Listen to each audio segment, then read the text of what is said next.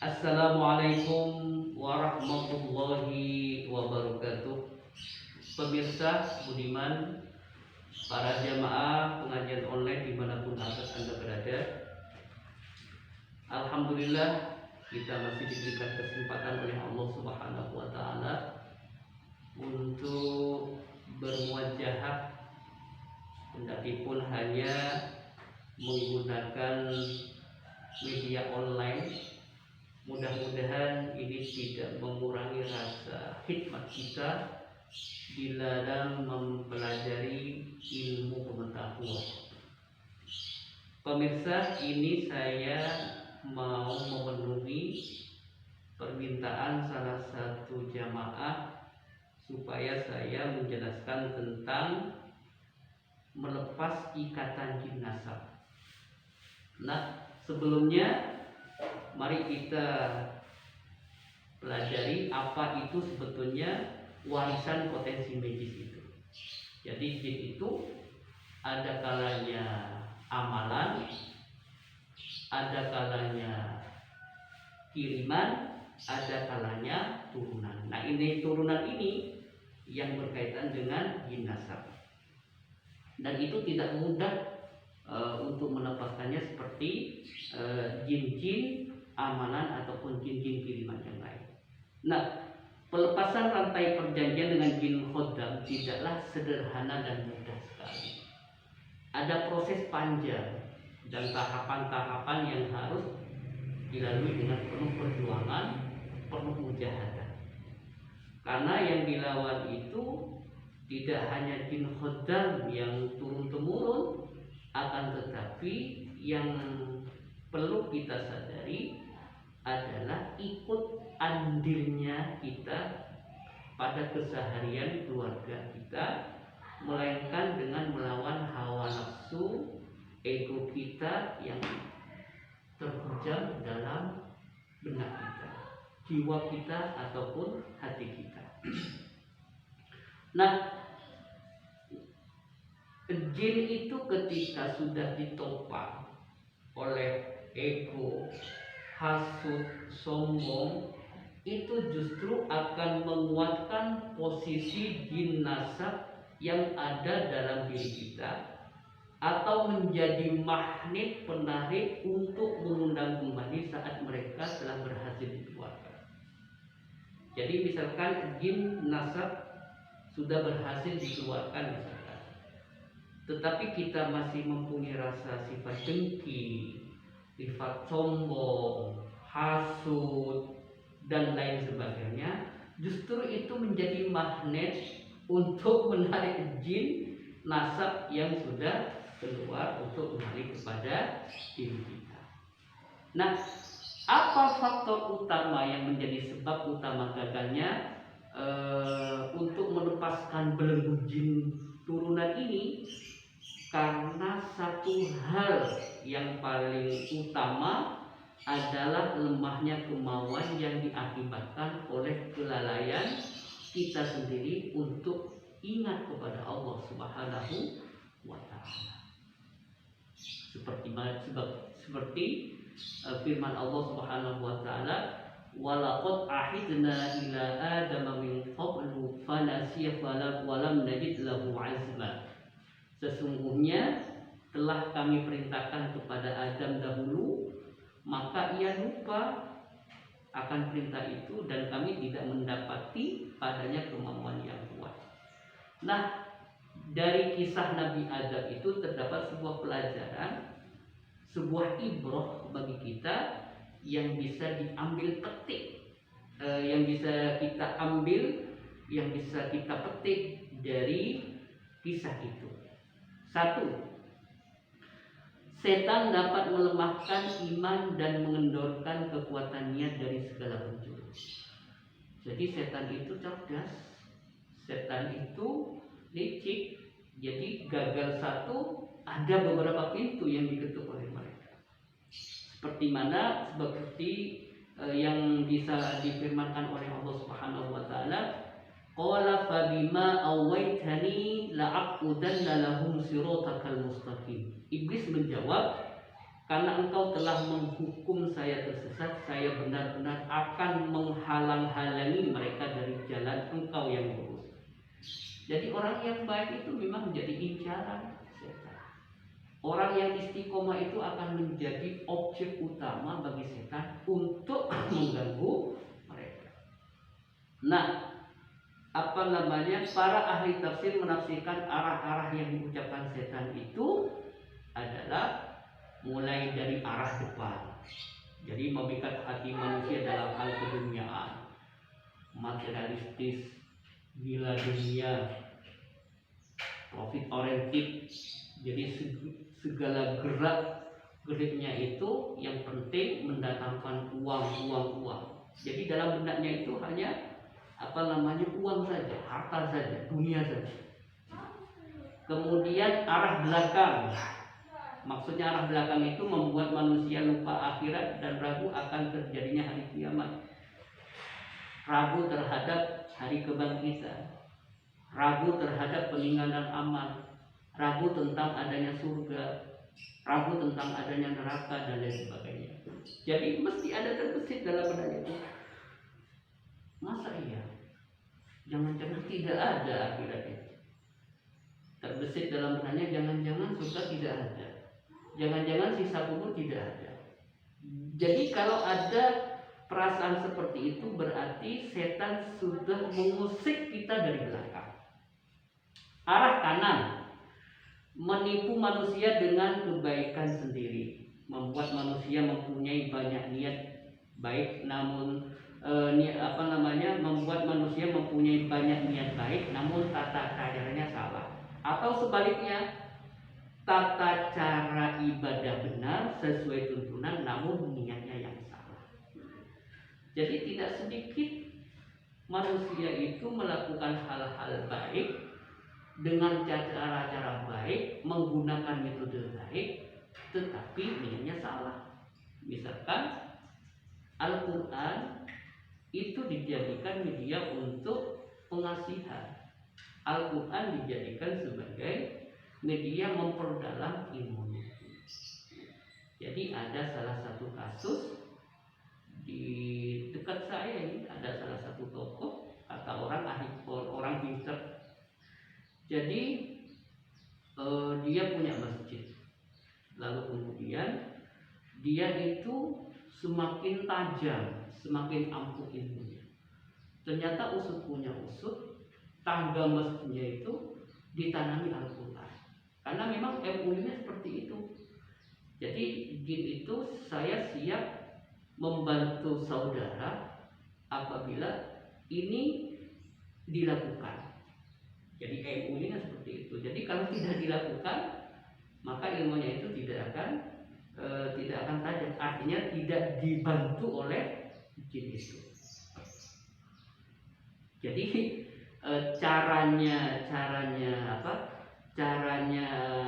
niatnya benar, niat menolong orang, tapi caranya yang salah.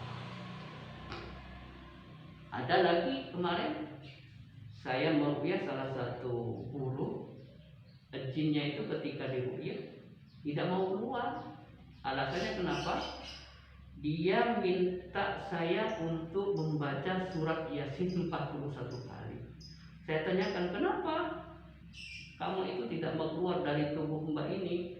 Iya, soalnya saya ketika dipanggil menggunakan bacaan surat Yasin 41 kali dengan cara sokonugel. Jadi sokonugel itu berdiri, kemudian kaki kanannya itu dilipat.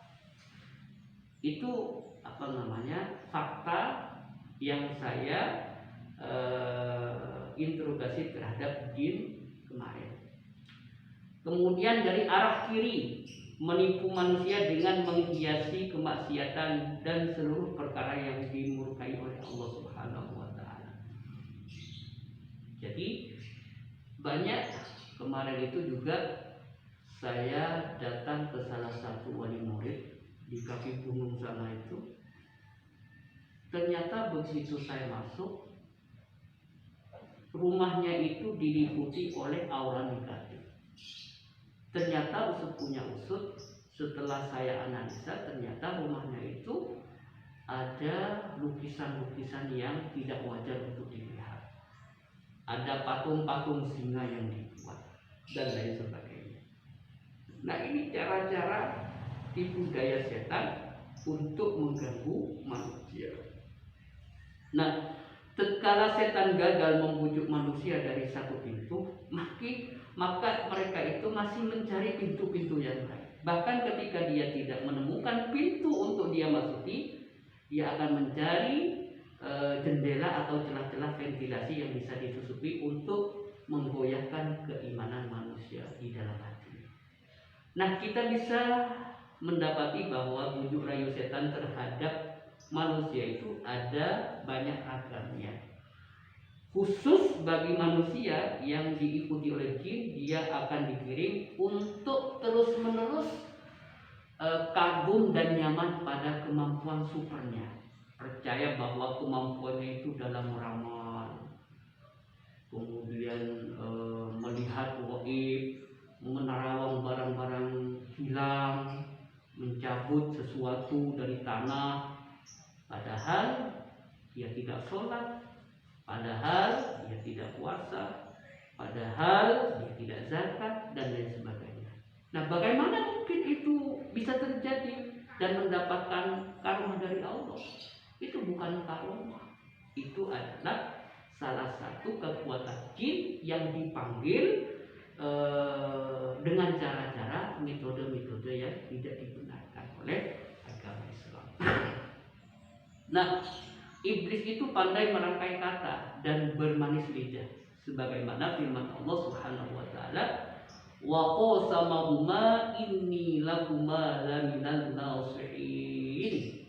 Setan bersumpah kepada keduanya, sesungguhnya saya adalah termasuk orang yang memberikan nasihat kepada kalian berdua. Nah, maksudnya apa? Pada ayat ini iblis mengaku sebagai penasehat yang handal.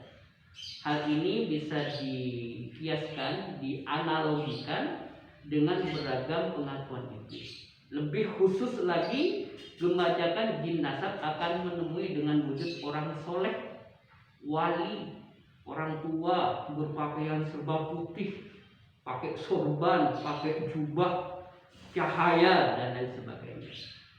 Pada kesempatan lain, terkadang jin nasab itu akan berwujud seperti seorang ratu yang anggun, berwibawa, bijaksana, bahkan menggunakan jasad Ratu Kidul. Namun tanpa sadar dia selalu memberikan bisikan berupa ramalan-ramalan yang akan terjadi, hingga pada akhirnya manusia lalai dan terbuai ke dalam bujuk rayu setan, merasa dirinya punya kelebihan dan akhirnya dia dijadikan wali setan tanpa sadar. Jadi tidak sedikit orang itu yang saya temui itu diajak oleh orang yang bersumpah riflah ke alam waib katanya. Biasa dia melakukan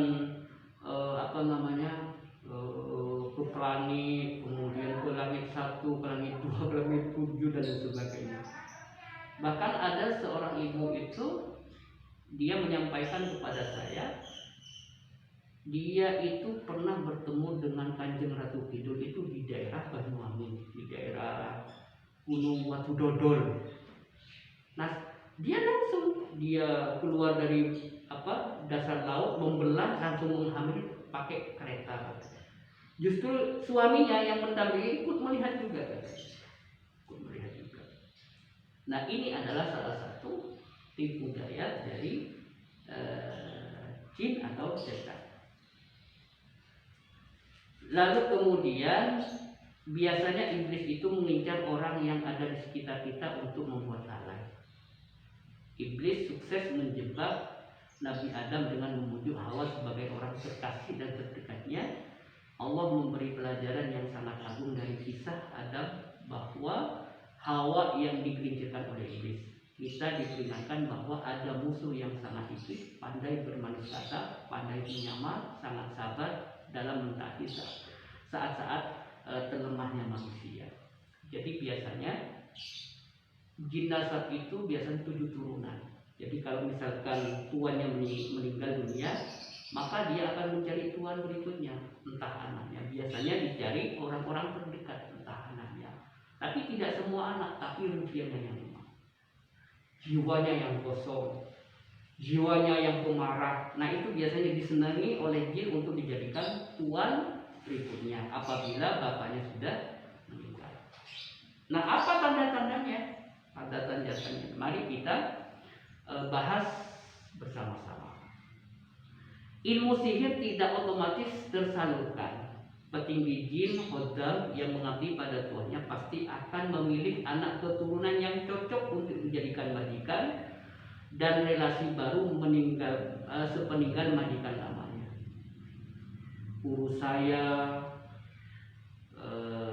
salah satu yai di salah satu di Kediri itu menyampaikan tentang bagaimana perbedaan jin, perbedaan setan, perbedaan iblis.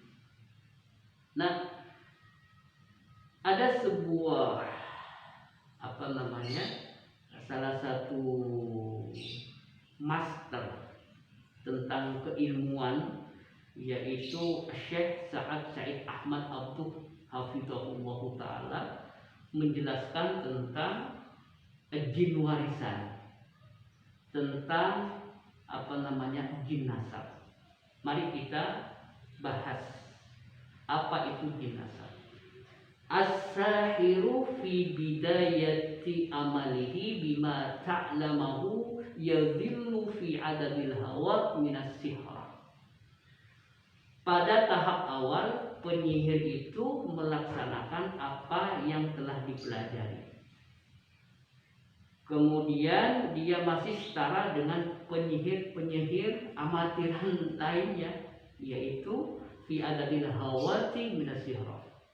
Tetapi la yaqdiru illa ala a'malis sihril basitah, yaitu as-sihrul adi, wa huwa sihrun yasiru amaluhu wa yasiru halluhu, walakin liyadkhula fi zumratil mukhtalifin la budda an yakuma bi suni'in yurdi iblis. La yaqdiru ila a'lamis sihril basitah. Dia tidak sanggup mengamalkan sihir kecuali ritual-ritual sihir yang ringan dan sederhana, yakni sihir yang ritualnya mudah dan pelepasannya juga mudah. Walakin liyadkhula fi zumratil muhtarifin, akan tetapi untuk memasuki tahap penyihir profesional, jadi tidak hanya ada guru profesional, tidak hanya ada manajer yang profesional, tidak ada leadership yang profesional, bahkan penyihir pun juga ada penyihir profesional, yaitu al-muhtarifin. Nah, tidaklah menjadi seorang penyihir yang profesional kecuali melakukan hal-hal berikut. La budda ayyakuma bisoni'in yurdi iblis. Dia harus mengerjakan apa yang diingini oleh iblis. Dia harus melakukan apa yang diridhoi oleh iblis. Dia harus melakukan sesuatu permintaan iblis. Fayadrubu iblis minhu af'alan wa aqwalan minal kufril bawah. Dan iblis akan meminta pekerjaan dan perkataan yang sangat kufur supaya iblis dapat menyediakan sejumlah pasukan jin yang yajundulahu minal jin mayakumuna bitanfidi ma yatlubuhu minhum, sehingga ketika permintaan jin itu dipenuhi, maka iblis itu akan menyediakan sejumlah pasukan jin yang akan melaksanakan apa yang ia minta. Wa fi nihayah wa ba'da bulu'ihi fi sihri yatahattamu alaihi ayyurisa sihra li syahsin akhar. Dia tahap puncak dan penguasaannya terhadap ilmu sihir, maka dia diwajibkan untuk mewariskan ilmu sihirnya kepada orang lain.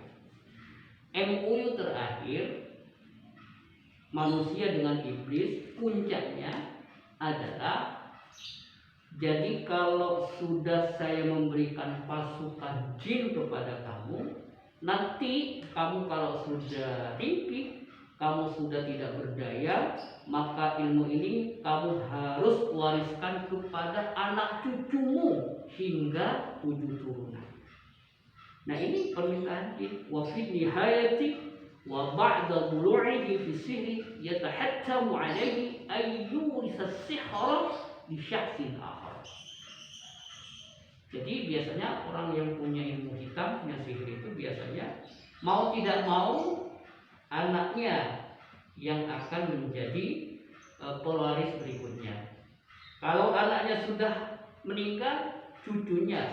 Kalau cucunya sudah meninggal, cicitnya terus begitu sampai 7 turunan.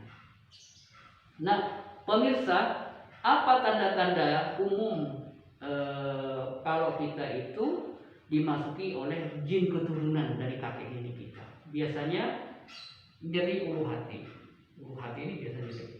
Perut tidak enak dan sering keluar gas atau sederap-sederap kayak gitu. Kemudian jadi otot, jadi sendi, sering sakit pinggang. Biasanya kusam, kemudian kulitnya kering, berjerawat. Biasanya yang berjerawat itu juga indikasi. Kemudian tangan dan kaki sering merasa dingin sendiri. Tiba-tiba tangan kita kering seperti es itu tangan kita. Kemudian kurang nafsu makan, sering mual dan nyeri lambung. Biasanya sering mual, nafsu makan. Kemudian mudah masuk angin, sering sakit kepala, susah tidur. Kalau malam itu susah tidur, maka itu ada indikasi kena jin nasab itu. Kemudian mudah sedih dan depresi. Jadi tidak ada apa-apa, tiba-tiba kita depresi, kadang-kadang kita galau, kadang-kadang kita marah sendiri, sulit fokus, kemudian mudah temperamen dan sebagainya. Dan tidak tidak mau sedikit-sedikit kesal, sedikit-sedikit ngamuk, sedikit-sedikit marah. Nah, itu biasanya ada indikasi ada jin nasabnya.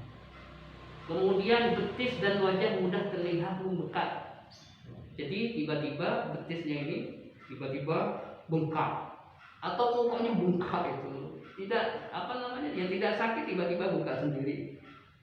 Atau telinganya sering mendering. Piung piung piung kayak gitu-gitu, itu mudah juga.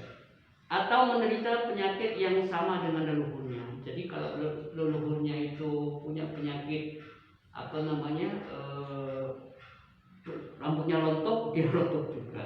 Kalau kakek kita itu pemarah, dia pemarah juga. Itu biasanya linear itu sama. Atau kejadian di alam mimpi sering menjadi kenyataan. Jadi kadang-kadang kita bermimpi sesuatu, nah kenyataannya paginya, besoknya kadang-kadang apa yang kita mimpikan itu menjadi kenyataan ketika kita bangun. Mempunyai kemampuan melihat jin dan mendengar suara gaib. Jadi melihat jin, mendengar suatu gaib, teriak-teriak, ada suara ramai, itu bukan suatu hal yang menjadi kelebihan, tetapi itu kekurangan. Tidak sedikit saya kedatangan tamu baik dari luar kota, Jakarta itu datang ke sini hanya ingin melihat jin yang ada dalam dirinya. Dia itu laki-laki atau perempuan katanya. Dia minta ruqyah. Saya tanyakan, Anda siap saya ruqyah? Kalau Anda di ruqyah, otomatis Anda itu tidak sakti lagi, tidak bisa menjadi paranormal lagi. Kenapa? Karena kodamnya saya angkat. Ternyata apa katanya? Oh begitu ya Ustaz. Ya sudahlah, sementara jangan dulu karena saya masih butuh. Gitu, ini fakta dan realita yang saya alami. Dan terakhir, memiliki kepekaan untuk melihat nasib orang yang baru ditemui. Makanya ketika ada orang tiba-tiba ditebak, kamu akan begini nasibnya, kamu akan mati, kamu akan bertengkar, kamu akan bercerai dan sebagainya, belum apa-apa. Nah biasanya orang yang seperti itu terindikasi mempunyai turunan jin nasab dari para leluhur. Itu mungkin yang bisa saya sampaikan. Mudah-mudahan ini sedikit bisa menjawab terhadap beberapa pertanyaan para jamaah agar menjadi sedikit pengetahuan tentang jin nasab, jin turunan. Mudah-mudahan bermanfaat bagi kita semuanya dan mudah-mudahan kita dilindungi dari gangguan jin, baik jin turunan, jin kiriman ataupun jin panggilan. Terima kasih. Mohon maaf. Assalamualaikum warahmatullahi